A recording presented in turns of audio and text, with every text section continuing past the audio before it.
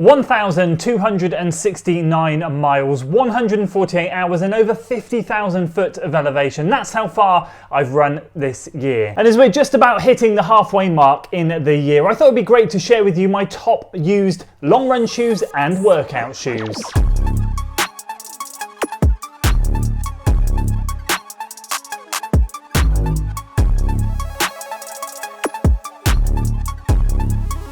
So welcome back to another video. Excited to share with you today my top used long run shoe of the year so far and my top used workout shoes of the year so far. So at the moment I'm 2 runs away from the halfway mark, which by my calculations I should get around 14 or 15 miles. So it's really not going to affect the totals that much, and it'll be great to sit down and share with you guys the ones I've been really enjoying, some 2024 models, some older. So let's dive in, let's get straight into this. First of all, I'm just going to show you the shoes that I've tested from this year. So what I want to throw on screen now is the list of running shoes that are 2024 models that I have tested this year. 11 of them from 6 different brands: Brooks, Hoka, Nike, On, Puma and Saucony. Those are the 6 I was trying to remember off the top of my head then. Now there are 3 standout shoes that you can see in that list, and they are the Hoka Max 6, the Saucony Triumph 22 and the Saucony Endorphin Speed 4. All of those have got themselves over 100 miles. Shout out there I guess to the Endorphin Pro 4 as well, 50 miles.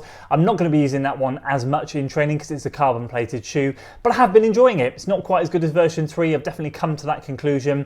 But so far, after 50 miles, I have really been enjoying that shoe. There are some other great shoes in that list, but I've just gravitated to the ones that you've seen there that have the highest mileage. So those are the ones that have really been working for me well. And I think if I was to throw them in any sort of order, I definitely put the Hoka Max 6 top. I've really enjoyed that. It's definitely put itself up there for a shoe of the year contender. The Triumph 22 coming in second, because for whatever reason, I've just enjoyed running in it on my easy days. And the Speed 4, it's a great shoe. Again, it's one of those shoes that I don't find to be the most exciting, but it's one of those do-it-all shoes that you can just do a lot in, and I find it good. I've had a couple of issues with my toes bunching in the toe box, but by loosening the laces at the base of the shoe, at the bottom of the tongue, it seems to have helped that rubbing between the big toe and the next toe, and I haven't had any issues since the last couple of blisters that I've picked up. But overall, it is a good shoe, just not quite as exciting as the other 2. So those are the 2024 models that I've tested. So let's jump in to the most used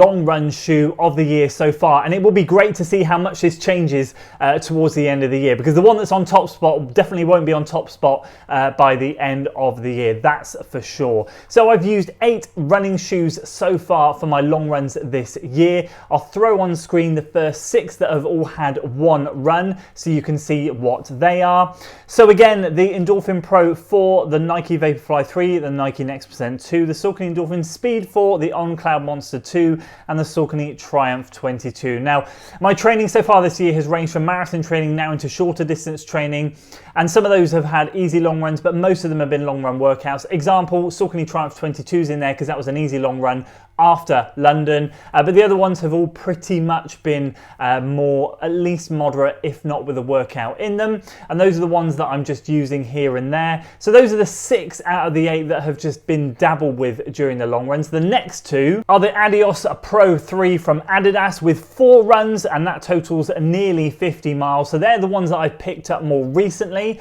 and I'm using a lot of my double threshold days and on the long runs on the weekend. And of course, top spot is the Brooks Hyperion Max. That's my second pair, but they're now retired. They have 8 runs, and again, they were used predominantly through my London Marathon training block. Just like the last training block for Newport, I find them to be a great non-plated shoe, and that's always what I'm after during a marathon block. I do not want to run in carbon plates too much, and the Brooks Hyperion Max ticks that box. So 8 runs in it, 136.93 miles. So that's done really well. But as I said, I'd love to see what happens at the end of the year if another shoe comes in and completely knocks it off. At the moment, the Adios Pro 3 is well on target. Like, I have no intention of putting that one down. So I think that one will end up beating it anyway. But I wonder if there'll be any more coming in the second half of the year that will take that top spot. Now, the most used workout shoe is a little bit more hotly contested. I've had 11 shoes that I've used for my workouts so far, and I'll throw on screen first of all the 5 that have just had one workout in them for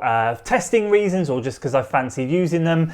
And those are the Hoka Max 6, the Nike Alpha Fly 1, the Saucony Endorphin Speed 4, the Nike Next Percent 2, and the Saucony Endorphin Elite. So I know 3 of the 5 of those, the plated shoes, that's done within more recent times with testing and things. The Hoka Max 6 was a double threshold day. So these ones are just kind of like either testing, doing a bit of A/B testing. The Alpha Fly 1 was kind of just reminding myself how they felt compared to the Alpha Fly version 3.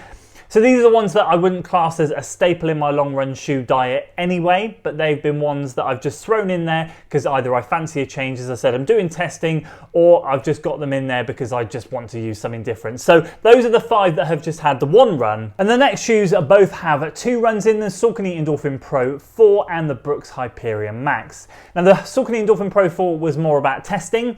That's when I got it in for testing, and yeah, I've just been using it as a bit of a tune-up shoe before a race, so nothing more there. And again, they won't be a mainstay in the workout. They might be a go-to if I'm looking to do carbon plated workouts, so I save my other shoes, but overall they're not going to be racking up too many more miles, I don't think. The Brooks Hyperion Max, as I just said, they've retired now, but that were probably a couple of workouts during the London Marathon training.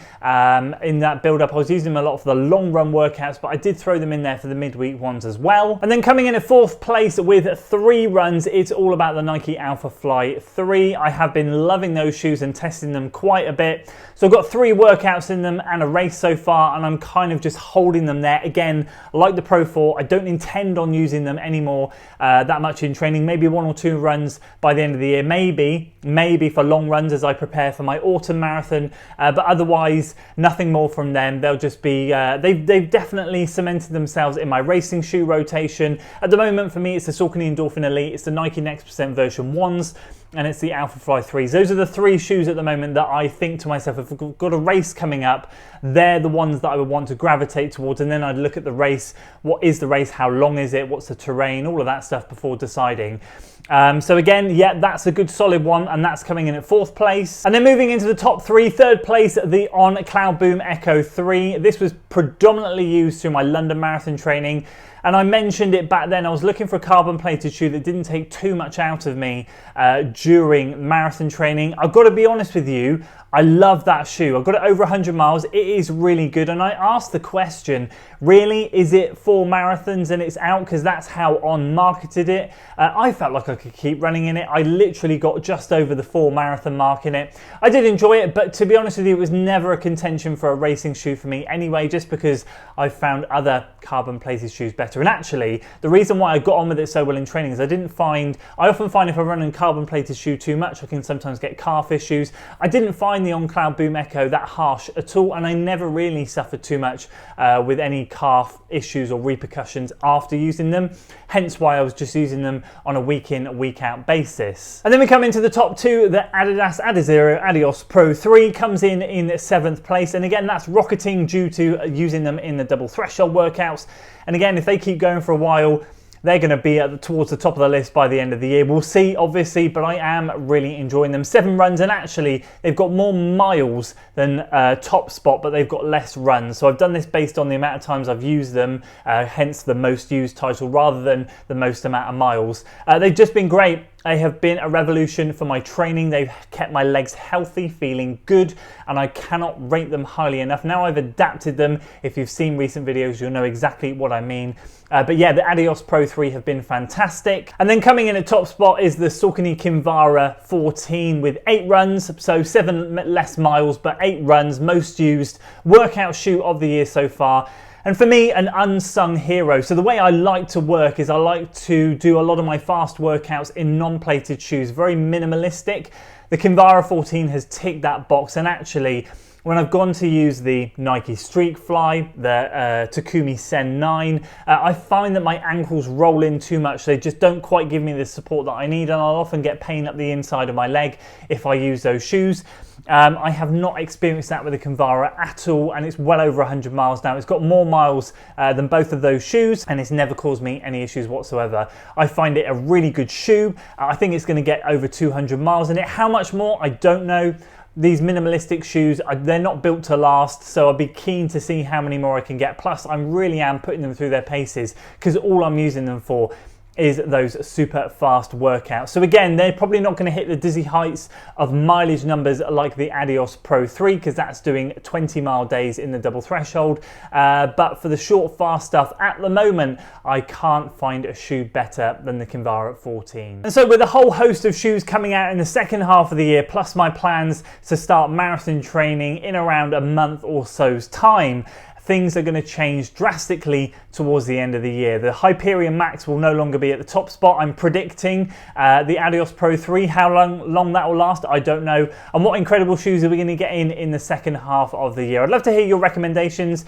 Don't say the Adidas SL2. It is kind of on my hit list. I would like to get it, but I'm trying to book and pay for a lab test, so I'm just prioritizing that at the moment. And if I've got some free money after that, I'll definitely be spending it on the SL2s. But of course, there's plenty more releases. The Super Blast 2, I won't be able to test that because they won't do it in my size, no doubt. But plenty of other ones towards the end of the year. There always is good shoes in the back end of the year. So yeah, things are going to change. We'll be looking back at this halfway point at the end of the year in December and looking back and seeing how things have shifted, how many more miles we get out of the Kinvara. Will any of these shoes still be in like the top 5? We'll have to wait and see. I'd love to hear from you guys what your top long run shoes and your top workout shoes have been this year. And of course, share your 2024 models. Are they 2024 models, or are they old last year or even the year before models that you're still using and still finding going strong? It'd be great to hear from you down in the comments below. That's it from me today, guys. I hope you enjoyed the video. If you did, please do consider giving it a like, share it with your friends, and of course, subscribe to the channel for weekly running content. I'll see you on the next one.